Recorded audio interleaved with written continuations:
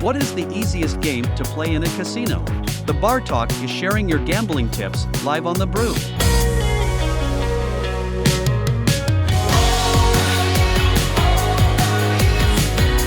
All right, Joel, so what's the easiest game to play in a casino?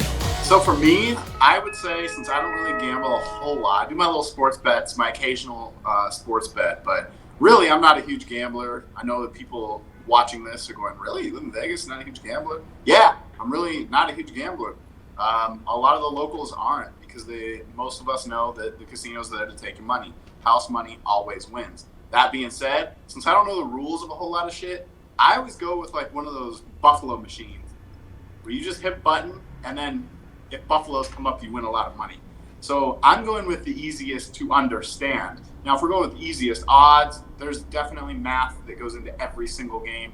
Blackjack, roulette, I'm sure, are going to pop up on the answers because the math favors the, I guess, the consumer a little bit more than the house. But they all favor the house. Make no mistake, even the sports betting I reference. Oh, absolutely. Those casinos aren't built on winners. That's absolutely true. The casinos are actually the winners. But you know you've won in that Buffalo machine when it screams, Buffalo! At you. That's how you know. But I actually have two answers in this one. I'm going to go on yours with the first one. Slots are correct. That's definitely easier. But there's actually one, if you really want to dumb it down and go easy, Keno. Now, it's a dying game, the casino, but it's a glorified lottery. Atlantic City doesn't even have it anymore for the most part. You can find it out on the floor in the video poker machines, but actual Keno rooms, only a few casinos there in Vegas have it. Like, I think Four Queens does, Fremont Downtown did, but they're getting rid of it. But it's easy. You literally just put up a lottery ticket, pay them $1 and pick a couple balls, and hopefully it comes up. And they'll serve you free drinks too. So if you're losing a casino and don't know what to do and need to like burn $1 at a time, that's the way to do it. You can theoretically win. But man, you talk about the house edge, it is so against you on Keno. Like, they're going to definitely beat you, absolutely. You're also right too. Roulette and blackjack, or also blackjack, you're just trying to get to 21. Roulette also is easy too. Just pick a number and bet on it. But of course, all those games that we've talked about though have all kinds of side bets and different things too that if you hit can make you rich. Right. And even when we say, blackjack, that's not even taking into account when you split your hand, or roulette, when you're getting more specific about your bet. It's not just red or black. There's a whole lot of shit that goes into it. Craps. You could get pretty much everything that you can gamble on, even with sports bets, going with the prop bets. The prop bets are very specific. So you really have to know your game. But from a general standpoint, they're all kind of basically in that same vein. But as far as picking the easiest, that just kind of depends on what you understand the most. They don't make it hard to lose your money. They know what they're doing. Right. And the more rules, the more chance they are that they're going to fool at least somebody into giving them their money. That is correct. Well, our viewers have a lot of great tips on what the easiest game in a casino is, so let's find out right now. James says, roulette because it has the best odds you can win good money fast. That's true, because if your number comes up, you win 35-1, but some of these roulette wheels now have 0 and then double 0, even triple 0. So the more numbers they now add to that wheel, the harder it is for you to win, and it's easier for the casino to win. And roulette, just like you said, Joel, that's a game that has a ton of side bets going on with it as well. Right. It's not a bad answer, especially if you're thinking red versus black. Just pick one of those two. That's super easy. You're right there. Pick a color. How hard is that? It's 50-50 shot at that point. Real Treats Tweet says, blackjack is probably the easiest game for beginners. And the Beer Guy Corp says, blackjack or sports betting. Blackjack, it's true. 21, you can't go over 21. If you know how to read a face card, that'll do it. Sports betting, again, you can pick a winner on a team, but another one where you can get really deep with some crazy bets. Right. And blackjack, there's a lot of math that goes into why the dealer beats you at a certain level, and why the number that you have to get is so high in order to win. And that's because out of all of the numbers, they make more money the higher that it is. And all they do is just set it, and people don't even think like, hey, the average is 11. The average is 10. Why don't we go for that? No, you got to really do well. That's how the house has so much of an edge. So even if you think you're good at one of those games, they're always going to make money on people.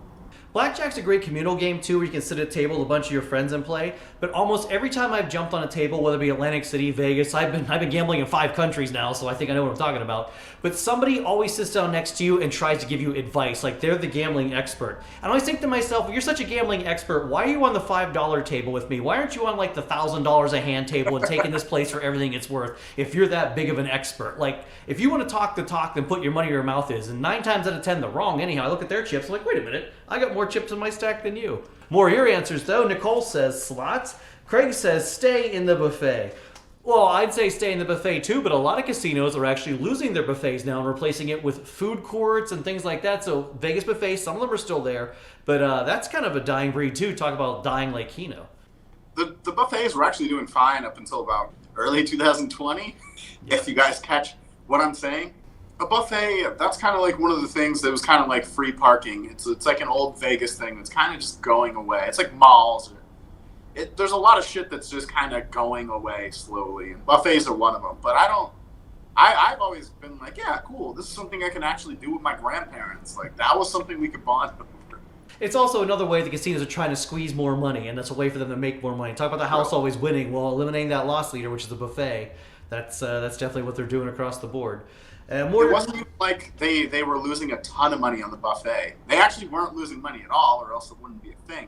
But the fact is they can make more money doing other things. More your comments, though. Starman says, stay home and play the lottery. In a casino, the house always wins. And Michael's got the final answer, the ATM machines. Well, you want to hit the luckiest machine in the casino that actually gives you money? Yeah, it's the ATM machine. Speaking of fees, too, the ATM used to be the luckiest machine, but now it's not free. They charge you money to take it out, which was $4. Now it's $9. Yeah, it's like $5 now. Some of the strip ones are like $12 to $20 to take it out. Like you gotta watch. Like, you take a look at the machine before you withdraw your money, and don't withdraw like $5 or $10 at a time or $20, because they're gonna nail you a $20 fee. You take out hundreds at that point. So what used to be the luckiest machine in the casino now also, hey, it sways in the casino's favor to make them money.